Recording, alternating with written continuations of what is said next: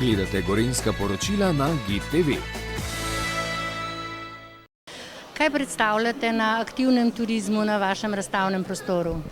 Na aktivnem turizmu predstavljamo ponudbe tako v notranjem kot v mednarodnem potniškem prometu.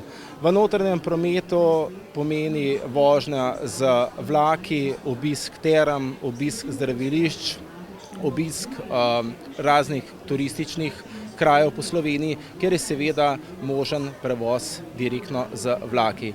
V mednarodnem prometu pa predstavljamo vsa večja evropska mesta, denimo Budimpešta, Zagreb, Rijeka, kjer se lahko popeljete že za 9 € v eno smer. Kakšne so ugodnosti, če se nekdo potovanje izbere tukaj na aktivnem turizmu? Torej, ugodnosti, kar se samega sejma tiče, je tako, da lahko dobite, neke kupone za 50% popustom. Vsak bon velja za 2 osebi v notranjem prometu. Imamo pa tudi neko posebno ponudbo 15% popusta za vožnjo z muzejskim vlakom po bohinjski progi. Ali vi sodelujete vsako leto na tem sejmu Aktivni turizem v Ljubljani na razstavišču? Tako je, vsako leto smo aktivni, konec koncev imamo veliko strank, ki nas tukaj obiščajo, in lahko rečem, da je to pač ena dobra lokacija in pa eno dobro prizorišče samo za ponudbo oziroma se pravi za vse, kar ponujemo v našem potniškem prometu. Kakšen je letošnji obisk? Letošnji obisk je nekje na približno isti ravni kot lansko leto.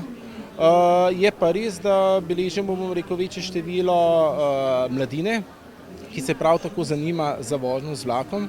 Predvsem bi tukaj rad izpostavil ponudbo Interrail.